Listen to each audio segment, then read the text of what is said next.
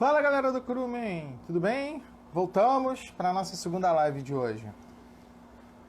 Agora, meu irmão, é a hora da memória afetiva. Muita gente aí vai se amarrar, vai lembrar da infância, vai lembrar de tudo.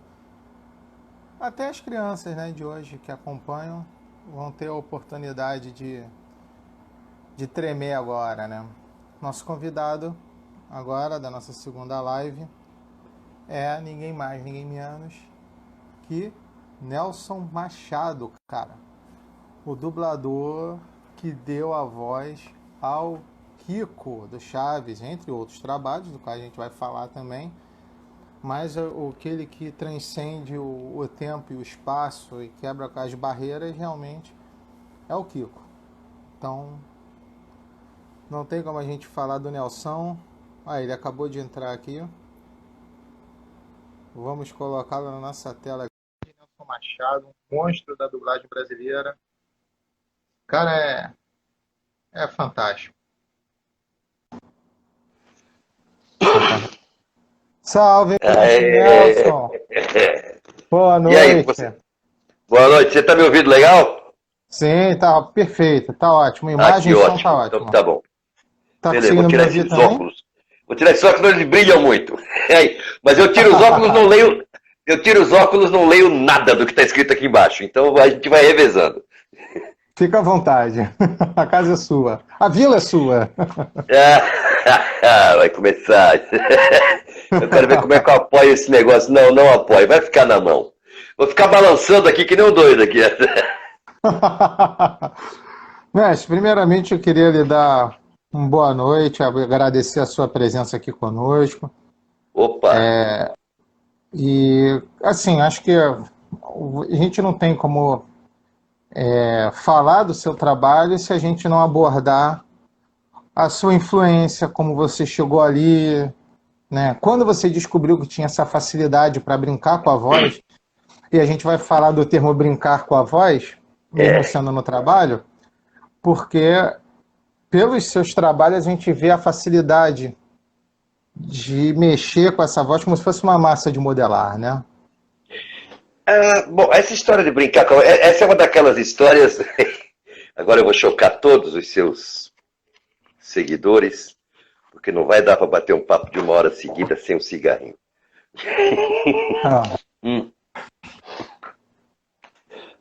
Bom, vamos lá. A voz. Fica parecendo aquelas histórias de sempre, né? Desde criança, desde pequeno. Mas no caso é um pouco verdade. Porque quando eu era criança, eu ficava brincando disso, né? Primeiro, de imitar os desenhos que talvez vocês nem conheçam mais, Tartaruga Tuxê, Pepe Legal, né? Coisas desse tipo. Eu gosto, isso é legal. As primeiras séries de Hanna-Barbera que vieram para o Brasil, depois do Tom e Jerry, né? Veio o Tom e Jerry, depois veio um lote enorme de personagens, o Alligator, Manda-Chuva, o Diabo, veio um monte. E tinha muitos personagens característicos, com vozes características, né? Tinha o Hard, oh dia, oh azar, oh vida, né? Aquela coisa assim. Tinha, sei lá, um patinho doce, era um patinhozinho engraçadinho. E eu ficava criança brincando dessas coisas. E uma outra coisa que eu gostava de brincar também foi quando, primeiro eu assisti, aí garoto ainda, né? Eu vi na televisão. Não entendia, tinha acabado de surgir o videotape na TV brasileira, nunca tinha sido feito nada em vídeo. Foi o primeiro programa gravado em vídeo que foi para o ar na TV brasileira e que depois do segundo, terceiro é que a gente começou a perceber que aqueles 10, 12 personagens que apareciam do programa de humor eram todos feitos pelo mesmo cara, chamado Chico Anísio. Então, aí que a gente notou mas como ele faz isso? Ele fala com ele mesmo, né? E aí, mas os personagens, cada um deles tinha uma voz diferente, né? Uma cara todo um apanhado de coisas diferentes. E eu gostava de brincar, de imitar isso, mas não pensava nisso como trabalho, não, era uma brincadeira.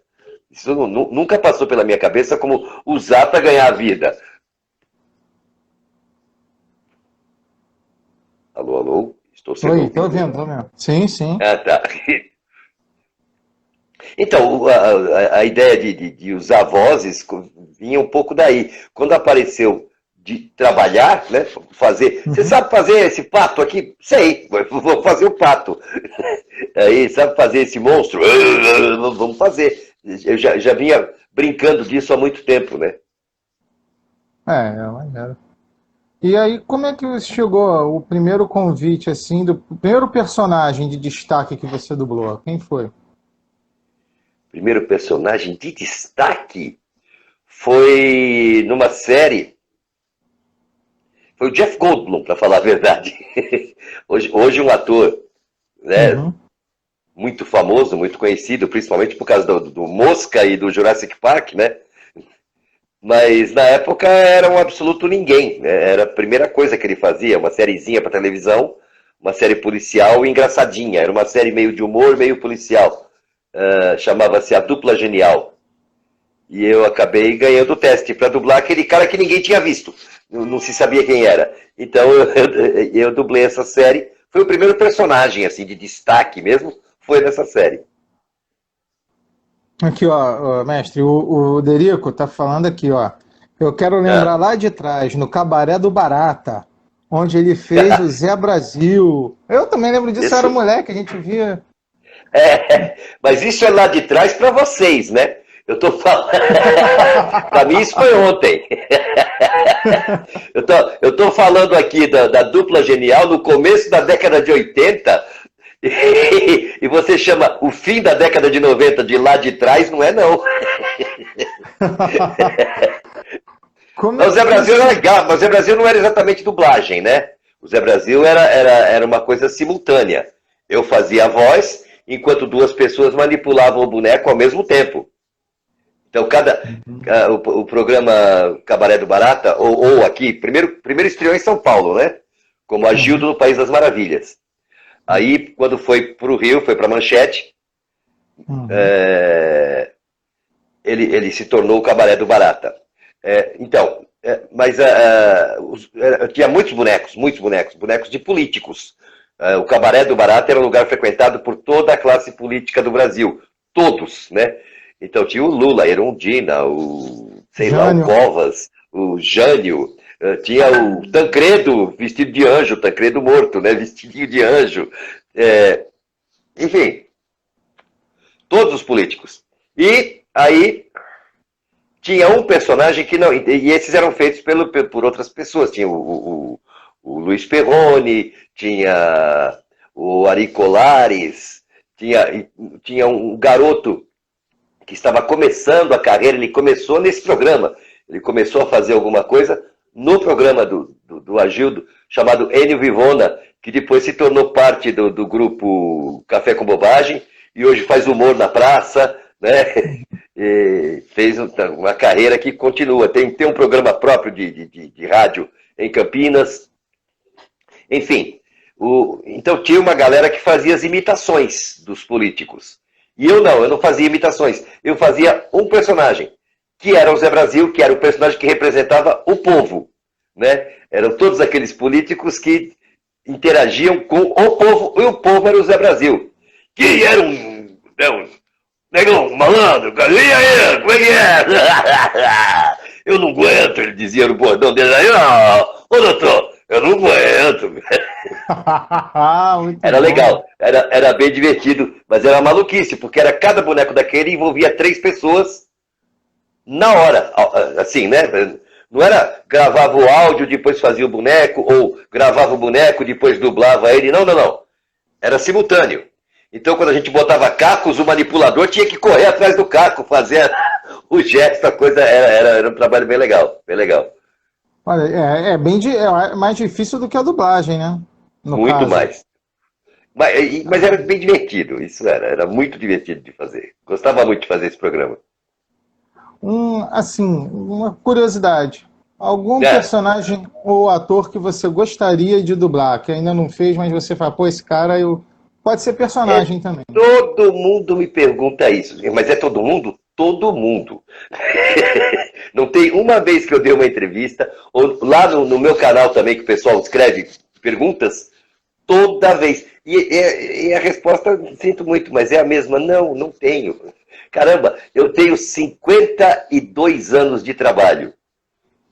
Para um ser humano, o que eu já fiz de atores e o que eu já dublei de atores e personagens, fora o que eu fiz em teatro, fora o que eu fiz na TV, fora o que eu fiz em rádio, já é suficiente. Eu não tenho. E assim, eu teria que dizer uma coisa que ainda não foi vista. Porque uma coisa que já foi vista, já foi feita. Se já foi feita, tem alguém fazendo. Então eu digo assim, eu queria fazer fulano. Então eu queria que tirassem o papel daquele camarada e dessem para mim. Não, isso nem passa pela minha cabeça. Faz sentido. Uma coisa, um trabalho seu que eu acho que, assim, para mim, a mim impressionou bastante, foi na dublagem da versão do Michael Jackson participou com a Diana Ross no filme do Mágico Inesquecível. Mágico Inesquecível. Porque o que eu vi, né, todo mundo conhecia a voz do Michael Jackson cantando e falando, e era um timbre muito próprio. E você teve, assim, o trabalho que eu vi, quando eu vi o filme dublado, aquela suavidade que ele tinha na voz, aquela coisa toda, quando a gente compara com alguns personagens, por exemplo, como o Kiko, como o Darkwing Duck e outros, a gente vê que é uma coisa tão diferente. E como é que foi você chegar àquilo ali? Viu? O Michael Jackson, na época, né, tava... O Michael Jackson era um cara que se ouvia toda hora, né? Em todos os lugares. Se bem que na época desse filme nem tanto, era um pouco menos, ele tinha dado uma sumida. Na verdade, esse filme foi feito para trazer ele de volta, né? A Diana Ross produziu esse trabalho para levantar o Michael Jackson, que estava em baixa. E conseguiu, claro, deu certo. Mas é assim, eu não vejo uma grande... Nisso que você está falando, né? De ficar próximo, de ficar parecido, de atingir o que o camarada fez. Eu de verdade não vejo nisso uma grande vantagem. Porque assim, esse é o trabalho do dublador, é o mínimo que ele tem que fazer. A função de um dublador é reproduzir o que foi feito, com o máximo de fidelidade possível. Então, mas ficou igualzinho. Não fez mais do que obrigação, é assim que tem que fazer, é assim que se faz esse trabalho. É verdade. Um outro filme, eu vou abordar alguns filmes aqui que você fez, que são vários, cara, e alguns a gente merece uma menção honrosa. Um filme que eu achei muito legal, que foi um marco, né, no filme de terror e pioneiro de efeito especial, o Lobisomem Americano em Londres. Lobisomem. Foi bem legal ter participado. Tem uns filmes que a gente, assim, pensa bem, quem trabalha com dublagem é um emprego, né? É um trabalho. Você faz aquilo para ganhar a vida, né? Para pagar aluguel, comer, beber, né? Essas coisas. É um emprego como outro qualquer. Talvez um pouco mais divertido, mas é um emprego como outro qualquer. Então o que acontece? No dia a dia, a gente faz 3, 4 coisas diferentes por dia, porque a gente percorre, né, durante a vida de dublador, é percorrer estúdios. Faz um trabalho de manhã num estúdio, na hora do almoço em outro estúdio, depois do almoço às 2 da tarde do outro lado da cidade, depois volta naquele primeiro às 5h30 para terminar o negócio. É essa loucura. Nessa loucura, a gente faz 95% do trabalho meio que é profissional. Você sabe o que fazer, sabe como fazer, então vai lá e faz. E corre para lá e corre para cá. Mas tem alguns trabalhos que ficam assim, você destaca. Opa, não, esse, deixa eu ver, né? E aí você curte, você gosta, você se informa mais sobre o trabalho, porque em geral a gente não se informa sobre o que está fazendo, porque a gente descobre o que vai fazer quando chega no estúdio, né? Você não tem a menor ideia. 15 minutos antes de você entrar no estúdio para começar a dublar, você não sabe nem o nome do filme. Você não sabe nada. Isso não é parte da informação. A informação para te chamar para um trabalho é: amanhã você pode das 2 às 4? Posso. Legal, acabou a informação.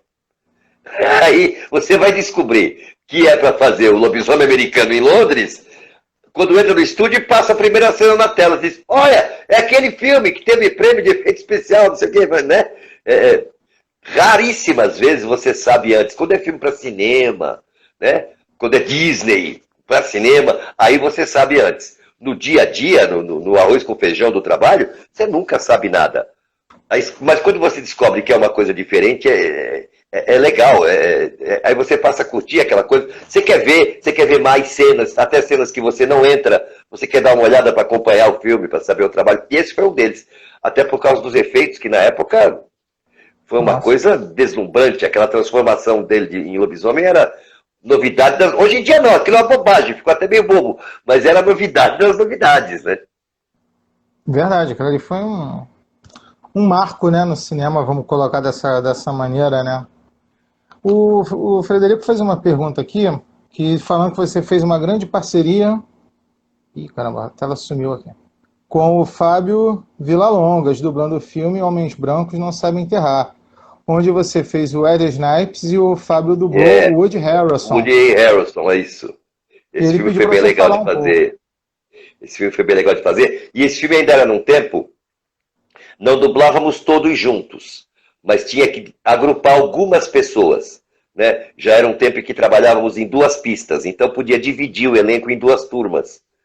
E como a direção desse trabalho foi minha também, então eu escalei o Vila Longa e botei a cena. Eu não separei nós dois, eu não deixei ele numa pista e eu em outra. Não, eu coloquei nós dois juntos e foi muito legal de fazer. Foi trabalhoso, porque fazer aquilo em 2, um erra, os 2 têm que fazer tudo de novo, né? Então, mas foi bem legal, foi bom de fazer. Um filme que eu acho que eu já vi até em outros bate-papos seus você citar com uma menção honrosa, e eu acho que é fantástico, porque você conseguiu trazer toda a emoção do ator naquele filme. E é um filme que ganhou Oscar, né? Justamente de melhor ator, né? Que foi A Vida é Bela, com Roberto Benigni, rapaz. Eu fiz a versão que saiu para Video Home, né? A versão para TV foi outra dublagem. Foi a versão que você viu, a da TV, então não fui eu que você viu. Não, eu não vi na TV, eu vi em VHS ainda era VHS. DVD, era VHS ainda. Então, eu fiz essa versão. Tem muito trabalho assim, né? Muito trabalho que a gente faz para uma mídia e depois para outra mídia ele é refeito. Às vezes o mesmo trabalho é dublado 3 vezes. Cada mídia quer uma dublagem diferente. Então, vamos lá. Fica meio confuso, né? Você, assim... Porque que acontece, né? A gente, eu vou dizer eu aqui, boa parte da galera que também está assistindo a gente é de uma época onde, por exemplo, a voz se tornava o personagem. Você poderia... Como, por exemplo, ninguém imaginou nunca como era, por exemplo, a voz do Villagrán. Todo mundo quando conhece o Villagrán... através de você. E assim acontece com vários desenhos. Isso é uma coisa que eu digo com muita frequência, e que uma hora distribuidores, emissoras, produtores, né, estrangeiros que mandam os trabalhos para nós, uma hora eles vão ter que entender que isso é uma peculiaridade do Brasil. Como o nosso freguês, o cara que nos paga, em sua grande maioria, é americano, né? Mesmo quando a gente faz filme italiano, filme francês, mesmo quando são filme chinês, mesmo quando são esses filmes, eles vêm através dos Estados Unidos, né? Eles vêm distribuídos por um americano. E americanos estão começando a aprender agora dublagem de filmes. Eles nunca dublaram filmes. Dublavam muito pouco, quase nada. Vai dizer, mas os filmes da Disney, aquilo não é dublagem, né? Você grava a voz primeiro, depois faz o desenho em cima. Eu digo dublar mesmo, pegar um filme comum, um seriado em outro idioma e passar para o próprio idioma. Não, eles faziam quase nada disso, por quê? Porque 90% da produção mundial é falada em inglês. Eles não precisavam. Agora estão começando a precisar, porque, principalmente por causa de plataformas como Netflix, que estão produzindo coisas de excelente qualidade em todos os países do mundo. Então tem produção islandesa, produção brasileira, produção argentina, produção... tudo fazendo sucesso no mundo inteiro, sob o comando deles, e eles querem isso no idioma deles, eles não gostam. Americano odeia legenda, detesta legenda. Então agora eles estão começando a aprender, a entender a dublagem. E uma coisa que eles nunca entenderam, não conseguem entender, que acontece no Brasil, é isso. O que você está fazendo agora, nem por um segundo passa pela cabeça deles uma live com um dublador. Por que é esse cara? Entendeu? E que a dublagem no Brasil, ela vira clássico junto com o filme, junto com o trabalho. Você pega filmes que você assistiu na TV, ou às vezes até no cinema, dublado, e dali a 20 anos você vai assistir de novo com outra dublagem, para você não é o mesmo filme. Não encaixa. Mudaram, mexeram, ficou sem graça, perdeu metade da... Por quê? Porque no Brasil a dublagem vira clássico junto. E uma hora eles vão entender. Seria um bom negócio para eles manterem algumas coisas. Eu acho que eles têm que também dar o braço a torcer, porque, por exemplo, você citou aí filmes, vamos citar aqui um caso bem popular, que, por exemplo, quem cresceu vendo os filmes, por exemplo, do Stallone, dublados na Sessão da Tarde, no Supercine e afins, caramba, você ouve o André Filho fazendo aquela coisa machucada, aquela coisa... Enfim, você cresceu aquilo ali, aquele ali você aprendeu que era o Stallone. E hoje, lógico, por N razões, teve que mudar. Mas aí pega e você redubla aquele filme, fica esquisito, parece que, como você falou... Eu tenho dois exemplos de dois lugares que eu escuto, é a minha opinião também, mas não é só a minha opinião, né? Eu escuto muita gente falando, muita gente escreve dizendo, muita gente comenta comigo, duas coisas de dois lugares, uma de São Paulo, uma do Rio de Janeiro, né? Eu acho que não deviam ter mexido em De Volta para o Futuro. Aquilo ficou clássico junto com o filme. Não podiam refazer, recuperassem o áudio daquilo e mantivessem, né? E assim, uma outra que aí não tem solução, paciência, tem que botar outra pessoa, mas assim, Bruce Willis sem Newton da Mata não é Bruce Willis. Né? O público brasileiro conheceu o Bruce Willis pela primeira vez com a voz do Newton da Mata na Gato e o Rato. E nunca mais ouviu o Bruce Willis falar com outra voz. O público brasileiro não conhece nem a voz original do Bruce Willis. Certo? É verdade. É verdade. Com certeza. Com certeza. Então essas coisas viram clássico. Essas coisas viram clássico junto com o filme. Uhum. Galera, eu vou deixar aberto aqui também, para quem quiser eu estou tentando ler coisas aqui, mas tem bastante comentário. Mas, assim, quando vier uma perguntinha, a gente pode colocar aqui também, eu coloco aqui e vou ler em voz alta para que todo mundo possa saber também. Ô, Nelson. Aqui, ó, Derico, foi ele que perguntou o negócio do Zé Brasil? Foi essa a pergunta que você leu? Foi. Você vê, eu não tinha nem lido. E ele se refere aqui ao bordão, eu não aguento, tá vendo? Não é. E claro, eu falei que eu fazia um personagem, não, tinha uma outra coisa que eu fazia também, que era um papagaio. O Agildo fazia um pirata, e ele tinha um boneco no ombro dele, que era o papagaio que falava, e eu fazia a voz desse papagaio também. Então eu fazia esses dois. Na verdade, eu fazia três coisas nesse programa. Eu fazia o Zé Brasil, a voz do Zé Brasil, a voz do papagaio, e entrava como ator também em alguns esquetes de vez em quando. Maneiro. Acabou, ninguém mais escreve nada, ninguém quer conversa comigo. Não, tem sim, calma. Peraí, deixa eu fazer uma coisa aqui, porque nós temos um amigo em comum, o Kitsune. Sim. Né? Então deixa eu fazer uma gracinha aqui, para ele não ficar bravo comigo. Aqui. Peraí, a camiseta do Machadinho. Nessa aqui o Machadinho tá vestido de Kiko. Pronto, mostrei a camiseta. Galera, voltemos ao papo. Isso aí, galera, é o trabalho do nosso parceiro, do Alexandre, da Canicos Moda Nerd, que a gente falou mais cedo na live com o Juan. Tem bastante pergunta aqui, ó. Como é ser o primeiro dublador e youtuber do Brasil?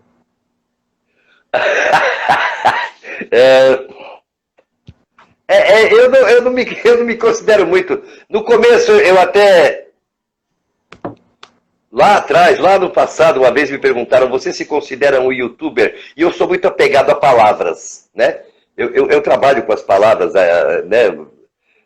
A minha profissão envolve o idioma de uma forma um pouco mais profunda. E eu sou um pouco mais chato, vai. Eu não chego a ser um Policarpo Quaresma, mas eu sou bem chato com as palavras e com o português.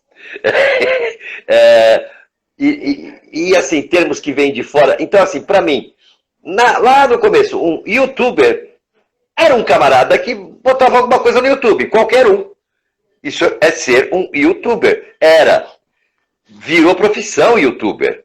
Virou uma outra coisa youtuber. Virou uma profissão com características próprias. E uma delas é metade da minha idade. Não tem youtuber de 66 anos. Então eu não sou um youtuber. Eu faço uns vídeos lá no YouTube, só. Ô Nelson, qual personagem nessa vasta cadeia aí de trocentos atores e desenhos e personagens que você mais gostou de fazer? Se fosse possível escolher um, né? Rapaz, não, isso é um impossível, impossível. São 52 anos de trabalho, cara. Muita coisa que eu gostei de fazer, muita coisa. De personagens, as pessoas sempre querem saber mais sobre personagens, né? Coisas que duraram mais. Tipo, fazer o lobisomem americano em Londres. Não, é um filme, pronto, tá, ficou lá, tá, existe, Uhum. não sei o quê. Ótimo. Mas é uma coisa só, não marca tanto. Assim, não marca tanto quanto o Kiko, ou, sei lá, Darkwing Duck. Né? Darkwing Duck é Tem que pegar. um dos meus trabalhos, um dos trabalhos que eu mais gosto de ter feito. As coisas todas que dublei do Roberto Benigni, eu gosto muito de dublar o Roberto Benigni. 3 filmes, na verdade 4, mas filmes que eu dublei do Jerry Lewis, que era assim, meu ídolo de infância, né? A sensação de dublar uma coisa que você passou a infância inteira assistindo.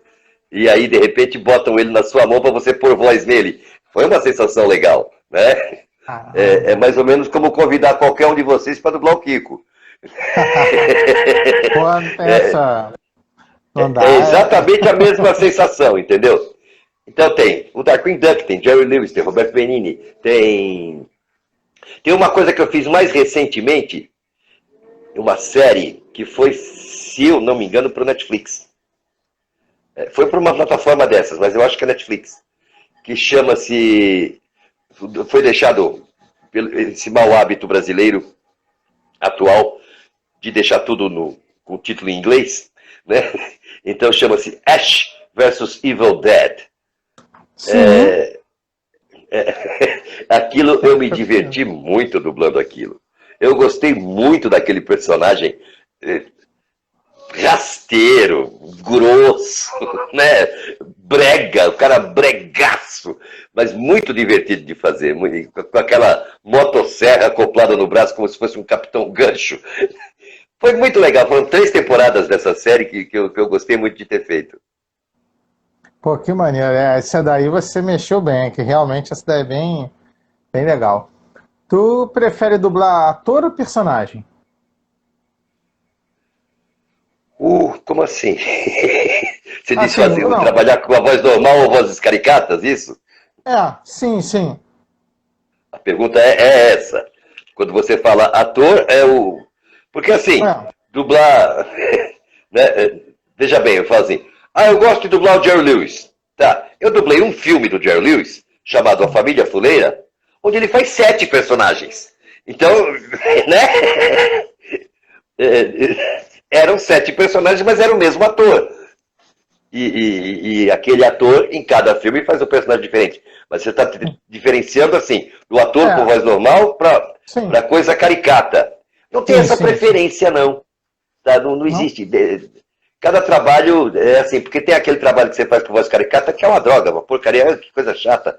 Aí você faz, porque você vive disso, é sua profissão. E tem aquele que você faz com a voz normal, que, pô, que legal ter feito isso. Uma coisa assim, com a voz totalmente normal, sem grandes sacrifícios, até porque o ator nem levantava a voz, ele passa o filme inteiro sendo uma coisa contida, que é o Chow Yun-fat, no Tigre e o Dragão. Adorei aquele trabalho, gostei demais daquele trabalho. Mas era só dublando um ator sem grandes nuances, né? Tinha nuances muito pequenas, um jeito chinês de fazer a coisa diferente do habitual nosso, né? Sim, sim. Aquela coisa quase fria, né? Linear. Um mestre, né? Afinal o cara era um mestre que sabia o que estava fazendo, do que estava falando, mas estava apaixonado, o que atrapalha um pouco a vida. Sim. Sim. Peraí que deu alguma coisa aqui que a imagem distorceu pra caramba. Para mim tá normal. Ah, pra você tá Para normal? mim Galera, continua tudo normal, imagem e som. a imagem para vocês está boa, gente? Queria que vocês botassem aqui na letrinha. Para mim ela tá parecendo um pouquinho distorcida. Se alguém puder deixar o feedback aqui, eu agradeço. Tá?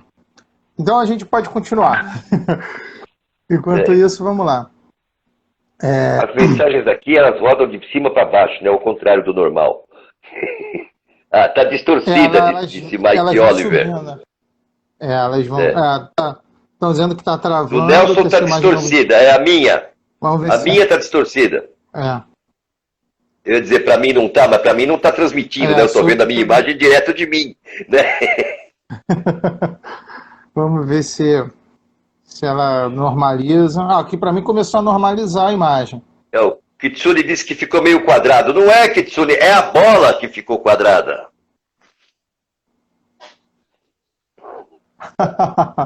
Ela tá dando uma agarradinha aí.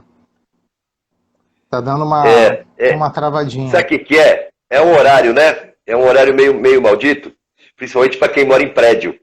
Ou seja, o prédio inteiro a esta hora está acessando a internet. Então, é um horário triste para transmissões ao vivo. Mas ela está normalizando aqui, ó, aos pouquinhos. A gente vai tentar tocar o barco aqui para poder... Eu gravei uma coisa ontem com um entrevistado para o meu canal, mas fiz gravado pelo Zoom. Também foi uma coisa nesse horário e foi difícil. Conseguimos, mas foi difícil.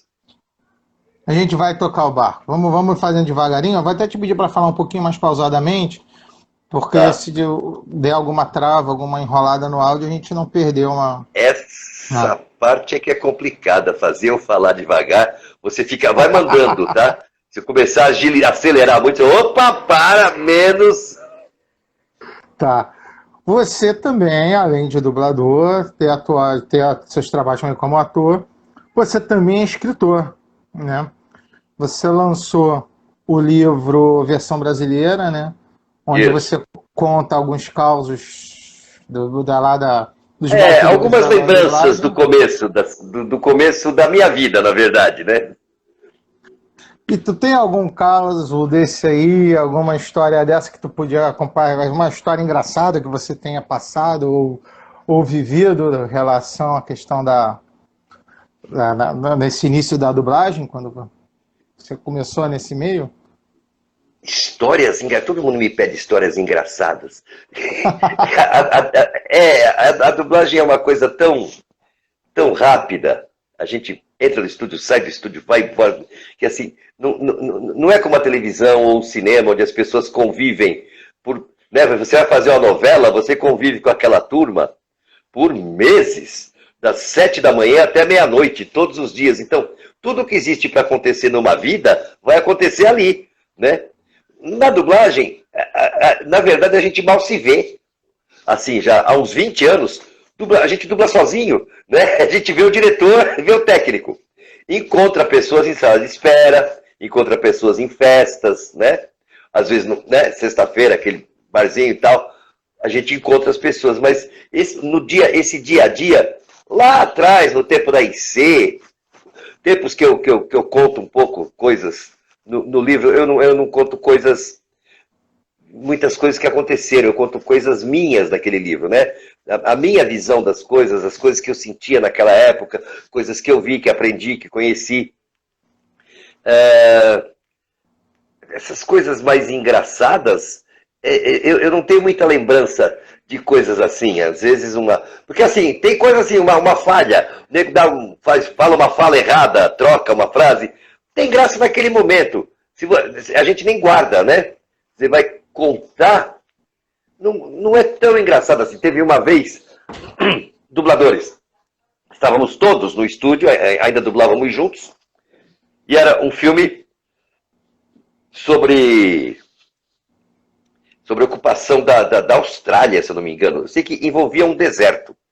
Envolvia a travessia de um deserto e para onde eles tinham levado. Não era o deserto habitual, não era Saara, nada disso. Como eles iam ter que atravessar desertos, eles levaram para aquele país camelos. E estão indo com os camelos, mas eles não tinham a menor previsão. Isso é o filme, né? A história do filme. Eles não tinham a menor previsão do que aconteceria com eles. Eles não tinham experiência de deserto. Então eles vão morrendo. O deserto vai comendo eles assim. Então chega um momento que está toda aquela equipe está caída, rastejando na areia. E aí tem um grupo de dubladores aqui para fazer aquela cena onde eles estão gemendo, onde um está tentando ajudar o outro. E todo mundo assim, e tudo preocupado. Não, vamos sair dessa, nós vamos conseguir. E no meio disso, um de nós, no meio da frase, diz assim: eu acho melhor darmos água aos camelos. Porra, meu amigo, quem é que estava pensando em dar água para camelo enquanto está morrendo, né? Isso, naquele momento, era uma coisa engraçada, contado nem tanto. Pô, mas... Mas é maneiro, é maneiro. Tinha uma coisa, né, essas coisas de vozerio tinha às vezes coisas engraçadas. Tinha um ator falecido, um ator, vocês conhecem, vocês sabem quem é, Mário Vilela, era o seu barriga, né? Mas ele nos vozerios, vozerio é quando junta uma turma para fazer a parte que tem um monte de gente nos filmes, né? O restaurante, a invasão, a bomba que explode, o pessoal corre, grita, sai depressa, né? Essas coisas. Junta uma galerinha dentro do estúdio e sai gravando tudo. E o Vilela, assim, uma coisa muito difícil para as pessoas era saber o que dizer. Porque no texto vem assim: vozerio, reações, acabou. E aí tem 2 minutos de cena para você ficar falando sem parar, né? Então, para algumas pessoas, era um pouco trabalhoso saber assim, decidir o que dizer, para não falar isso, vamos dar água para os camelos, numa situação que não tinha cabimento, né? Explodiu uma bomba e alguém que dizer, olha essa flor que bonita, não faz sentido, né? E o Vilela, então, ele tinha 2 personagens para usar em vozerios. Ele sempre fazia isso. Deve ter ainda algum filme com isso gravado, se prestar atenção, no meio daquele monte de vozes, vai ouvir. Um dos personagens é assim: se o vozerio era mais alegrinho, era uma coisa mais festiva, se não era nenhum problema, era um vendedor. Ele falava balas, bombons, chocolates, balas, bombons, chocolates, balas, bombons. Ele ficava o vozerio inteiro assim, como se estivesse vendendo doce para alguém naquela cena. E se a coisa era um pouco mais dramática, mais tensa, uma invasão, era uma guerra, estourou a bomba, teve um crime, aconteceu alguma coisa mais pesada e tem aquele monte de gente falando e gente preocupada, o personagem, ele tinha um personagem para fazer nesse tipo de filme, que era o cara que perdeu o filho. Ele ficava: você viu meu garoto? Por favor, amigo, você por acaso viu meu garoto? Aí ele descrevia o menino. Ele é pequenininho, tem cabelo preto. Ele está com a camisa amarela. Por favor, o senhor não viu meu garoto? Alguém viu meu garoto? Ele passava o vozerio inteiro procurando o tal do garoto. Deve ter ainda algum filme antigo que, se prestar atenção no vozerio, vai escutar o Vilela falando isso. Essa vale a pena garimpar. Essa daí a gente vai garimpar. E como é que é o reconhecimento na rua, Nelson? Alguém já parou você? Peraí, vem cá. É você é o Kiko. Como é que é essa? Todos os dias da minha vida. Não, todos os dias da vida não, que parece que é desde o começo. Não é desde o começo. Existe um marco, né, para isso começar a acontecer. Existe um momento em que, até aquele momento, isso era impossível, não tinha como acontecer. Ninguém sabia que nós existíamos. Ninguém ligava o fato, existe dublagem. Aqueles personagens falam em português porque alguém falou por eles. Ninguém nem pensava nisso. Raras vezes alguém fazia uma matéria em algum jornal, em algum programa de TV, num programa de variedades e tal, entrava um quadrinho. Raras vezes, uma vez a cada 5 anos. Mas houve um marco, que chama-se Cavaleiros do Zodíaco. Quando veio Cavaleiros do Zodíaco, foi uma junção de coisas, né?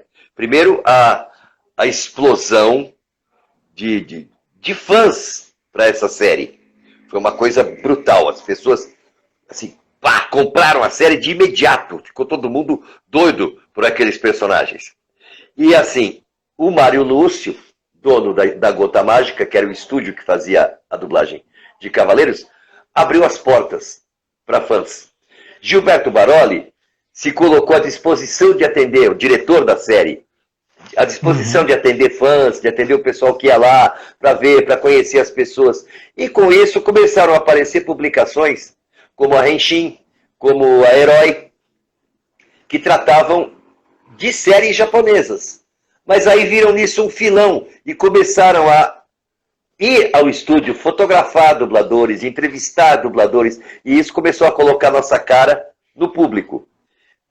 Desse momento em diante, começaram a surgir, primeiro em pequena escala, para 300, 500 pessoas, os chamados eventos de animes, né? E aí começaram a convidar a gente para ir a esses eventos. Esses eventos foram crescendo, foram pegando tamanho, foram aumentando de público, começaram a ter 1.000, 2.000, 3.000 pessoas. Aí já não era mais uma turminha que fazia evento, aí eram empresas que organizavam esses eventos, com uma multidão. E daí para frente, aí nunca mais teve um dia em que alguém não me parasse na rua. Inclusive aqui pelo Curumim a gente já falou. Não só a mim, tá? Não só a mim. Assim, a turma do Chaves toda, a turma de Cavaleiros toda, a turma de Dragon Ball toda. E daí para frente vai indo. Aqui pelo Curumim a gente já teve o Elcio Sodré, o Francisco Bretas, o Leonardo Camilo, amanhã tem o Ulisses Bezerra. Ou seja, os Cavaleiros. Os Cavaleiros do Zodíaco. Eu também sou fã, não posso negar, né?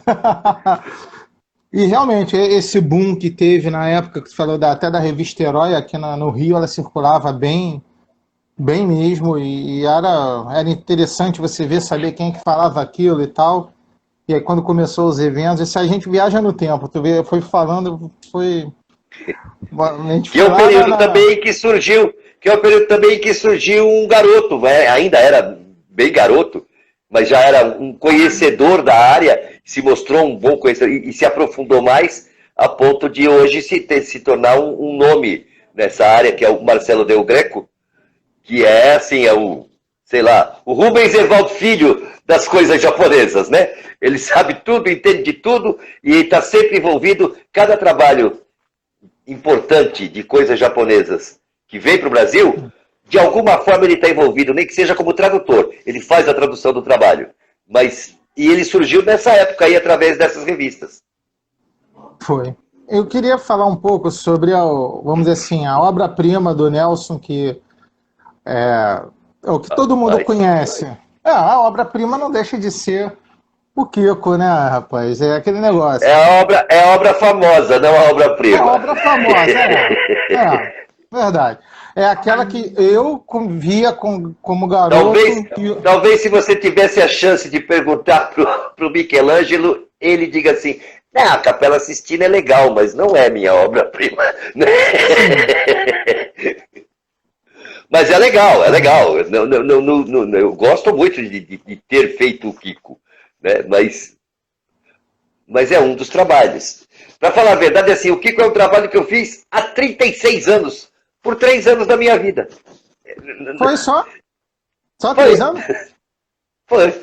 E depois agora, recentemente, alguns meses, por episódios novos que chegaram para o Multishow. Só. E uma coisa que eu acho interessante, né? O Kiko, ele teve tanta participação no Chaves, né? Quanto o Villagrán também teve um seriado solo, que se não me falha a memória, era aqui no Brasil, passou pela Bandeirantes, se não me falha a memória. Ele teve 4 seriados. 4 seriados solo. Era o Aqui no menino de Brasil. papel. Era o menino de papel, passou, todos os quatro eu dublei. Era o menino de papel, o Kiko Botones, que era, ele é o Kiko adulto, né? Tinha um outro que eu não vou lembrar o nome, os três passaram pela Bandeirantes. Os três foram dublados na mesma época, logo depois que acabou Chaves, Marcelo Gastaldi comprou essas séries e vendeu para Bandeirantes. E passou uma vez só e nunca mais. ninguém foi muito com a cara dele nessas séries, né? E uma quarta série que na verdade é a primeira de todas, a que veio no fim, mas no fim assim, 15 anos depois, que é uma série chamada Akekiko, que essa sim, essa é legal, essa é engraçada. Mas é nos moldes de Chaves, né? Era assim, essa série foi feita exatamente no momento em que o Villagrán saiu do elenco de Chaves, foi para outra emissora de TV e lançou uma série lá, imediato. Então era dentro dos mesmos moldes. E ela era engraçadinha, ela era legal. Mas como é que foi gravar um disco, né? Interpretando o Kiko, que teve o disco do Chaves também, com aquela famosa música que até o Thiago Kiko, rá, rá. Como é que foi gravar esse disco? Foi diferente? Foi diferente a dublagem, vamos dizer assim, a gravação? Sim, brutalmente diferente. Uma coisa é dublar um filme, outra coisa é gravar um disco. São trabalhos diferentes, né? Mas teve alguma assessoria, algum apoio para passar para vocês o lance do cantar? Ou isso já estava inerente a você? Não. Só o contrato. Quer fazer? Quero, assina aqui. Tá, vamos lá. E faz. É assim. Cara, não tem essa magia que vocês querem, não, nas coisas. Né? As coisas são tudo papum, papum, papum.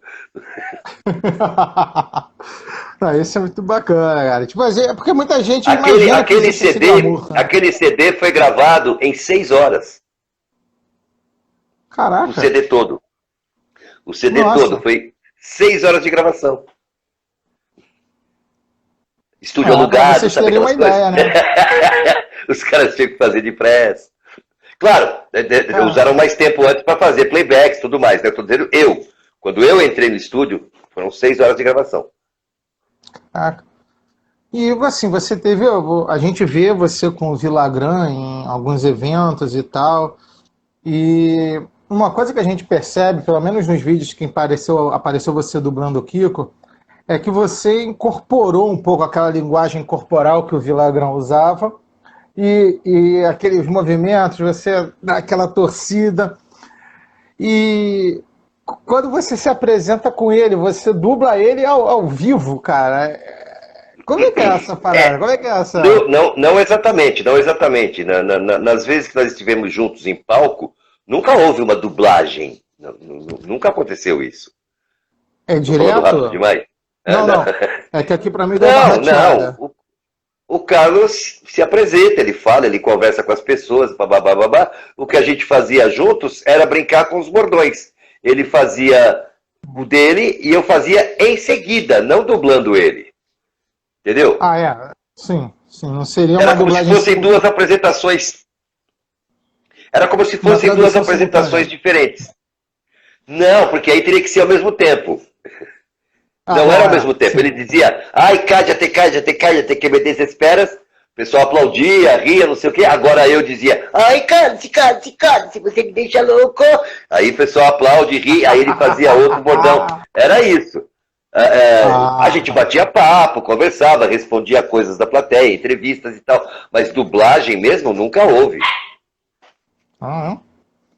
Uma coisa interessante aqui é que, assim, eu gostaria de destacar, né, porque o trabalho feito por essa turma toda aqui do Dublou Chaves, você teve lá, enfim, o Gastaldi, eu acho que fez um trabalho genial, enfim.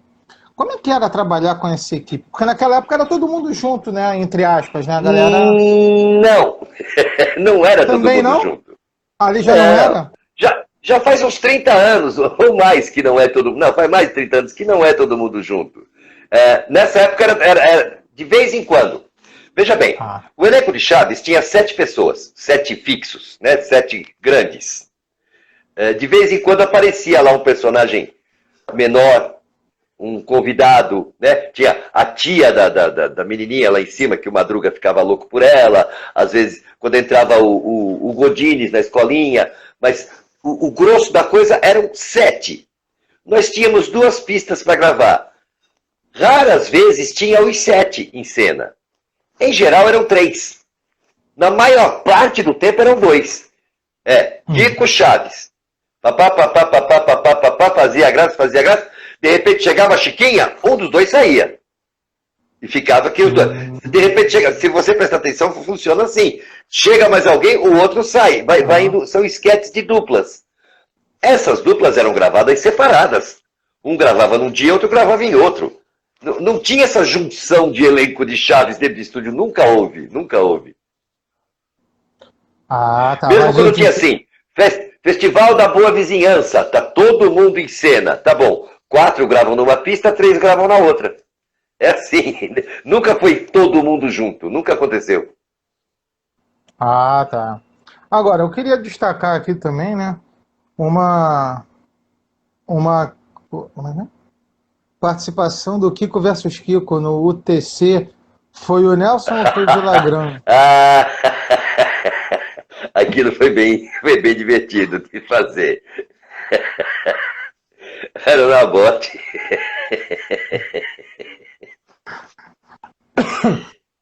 Mas uma coisa que eu queria... Assim, porque quem viveu a infância, né, na década de 80, né, que teve outros trabalhos que eu queria destacar seus, que foi o Glomer do desenho da Punk, que também marcou a época. E era bonitinho, né? Amiga Punk, o homem está com muita fome. Teve o Que Se For também, que também era... O Que Se For hoje eu não faço mais não, hoje não sai. Já era ruim naquela época, já era difícil naquela época. Enfim, tem vários, o seu Siriguejo do Bob Esponja, né? O Siriguejo, o que eu digo sempre, é um dos personagens mais dublados do Brasil, né? Ele teve 5 vozes diferentes. O Siriguejo nunca ficou muito tempo com a mesma voz. O Siriguejo foi Felipe Dinardo, foi Guilherme Lopes, foi Johnny Ventura, foi Luiz Carlos de Moraes e fui eu. Então, não dá para dizer que é um personagem de ninguém, né? É um personagem coletivo. É que o nosso tempo, cara, 1 hora passa muito rápido. A gente tem mais ou menos uns 5 minutinhos que eu estou contando, né? Eu queria que você falasse aqui, aqui o Lucas perguntou qual é o maior desafio da dublagem atualmente, e eu queria pedir para você, na resposta também, falar sobre o seu canal, né? Que eu até estava na minha pauta aqui, mas uma coisa puxa a outra. Queria que você falasse sobre o canal. Não tem jeito. A gente nunca segue pauta, isso é mentira. A gente faz uma pauta, quando vai olhar no fim, usou... escreveu 15 coisas, usou no máximo 2, porque essas 2 vão puxando outras e a gente não usa aquelas. É inacreditável. É sempre assim. É verdade. Agora, essa coisa de desafio, não tem desafio. Sinto muito. Escuta, quando você faz um trabalho há 52 anos, desculpa, essa coisa de dizer, ainda hoje é um desafio, é mentirinha. É conversinha para ficar bonito na fotografia. Não tem desafio. A pessoa já fez de tudo, das coisas mais difíceis às mais fáceis. Claro, tem aquela coisa chata, tem a coisa ruim de fazer. Realities são muito ruins de dublar. Nossa Senhora, eu detesto dublar realities, a maior parte deles. Mas fazer o quê? Faz parte do trabalho, faz parte do negócio que você tem que ir lá e fazer. Né? Mas não é um desafio, não há desafios mais. Há coisas que você se dedica mais e outras que você não precisa se dedicar tanto, né?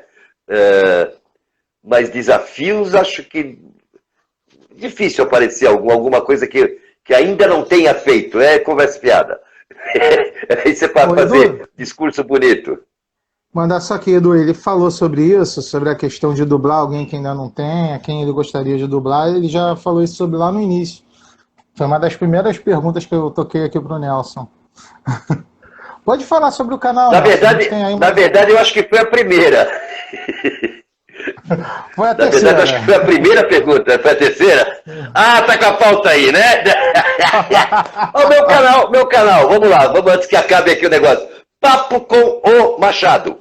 Papo com o, tem que ter essa letrinha O aí, senão não chega lá, no YouTube. Papo com o Machado. Como é que funciona? Primeira terça-feira do mês eu faço uma live. O papo é ao vivo por 1 hora também. Galera entrando, perguntando coisas e eu respondendo. O pessoal retruca e a gente conversa, discute, debate coisas. É assim, por 1 hora. Na primeira terça-feira de cada mês. Na última terça, o que acontece? Muita pergunta, muita gente perguntando coisa, não dá tempo em 1 hora de responder tudo. Quando termina, eu pego as perguntas que não foram respondidas e eu faço um vídeo que vai entrar como um complemento dessa live. Na última terça-feira do mês, entram as perguntas que não foram respondidas. Nas outras terça-feiras, entre a primeira e a última, tem um vídeo novo toda terça-feira. Nos outros dias que não são terça-feira, tem pequenos vídeos que são recortes de vídeos antigos de gente que fez perguntas. Eu pego cada uma das perguntas e ponho o recorte lá com uma resposta separada. Todas essas coisas é sempre às 20 horas. As coisas ao vivo, a entrada dos vídeos, os vídeos que entram, os gravados que não são ao vivo, eles entram como estreia. Portanto, tem um bate-papo ao lado do vídeo, embaixo do vídeo, né? E na maioria das vezes eu participo desse bate-papo também, certo? Então é isso, o canal funciona assim. Perguntas, o canal é sobre o quê? Sobre o que quiserem, o que der na telha. Claro que as perguntas, a maior parte dos assuntos é dublagem, é o que o pessoal quer mais saber. Mas nego já perguntou de tudo, até sobre a Terra plana. Então... Essa foi, hein? É assim que funciona. Mestre, eu queria fazer um pedido especial. Com certeza deve ser o pedido que todo mundo deve te fazer. Claro, não vou sair dessa sem isso, né? Não vai, não vou deixar, não pode. Vamos lá antes que acabe o tempo, né? Eu queria um pedido, uma chamada do Kiko, pra ver pra galera seguir o Curumim aí, ó. Amanhã a gente tem mais. Deixa comigo, então. Ai, todo mundo, por favor, vamos seguir o Curumim, vamos apoiar o Curumim, vamos todo mundo encher isso aqui de gente, por favor, diz que sim, não seja assim, anda assim, que te custa andar assim. Rapaz, eu tô de manga, mas se tu olhar, ó, até arrepiei, rapaz. A memória afetiva é maravilhosa. Um grande prazer ter estado aqui com você. Legal, o prazer foi meu. Siga a gente aí, acompanha que amanhã tem mais aqui. Amanhã a gente está aqui com o Ulisses Bezerra, fazendo um grande trabalho aí. Mestre Nelson, muito grato. Galera, eu que te agradeço. Amanhã. Obrigado, gente. Um abraço. Tchau. Tchau.